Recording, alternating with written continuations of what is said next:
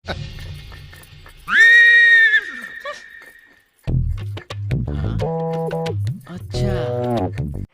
का बुढ़ा घर के सब मर्द बहरा बैठल बालो आ तू का एहिजा मरवावत तारो।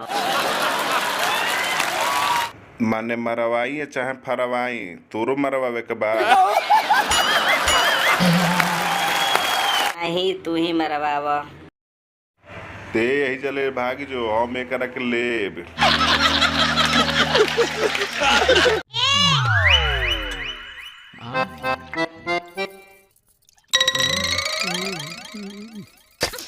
अरे बाप रे बाप, हमार सामाने फोड़ दिए दादा।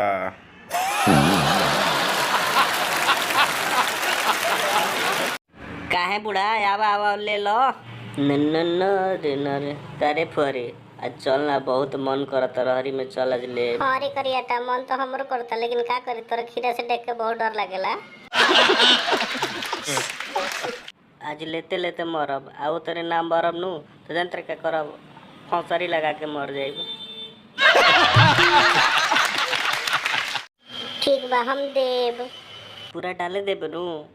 ठीक बा पूरा डाल लियो, लेकिन पीछे वाला बसवाड़ी में 12 बजे आ जाइयो, ठीक बा। हम तोरा पिछवाड़ा में डाल देते, खाली पकड़ा जो।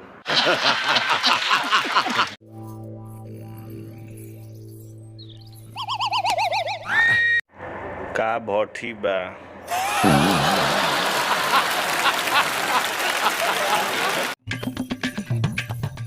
ए फरी ए हनाओ ओकर तोता बहुत छोट बा, हमार बहुत बड़ बा। तहार तोता कितना उड़ेला हम देख लेब।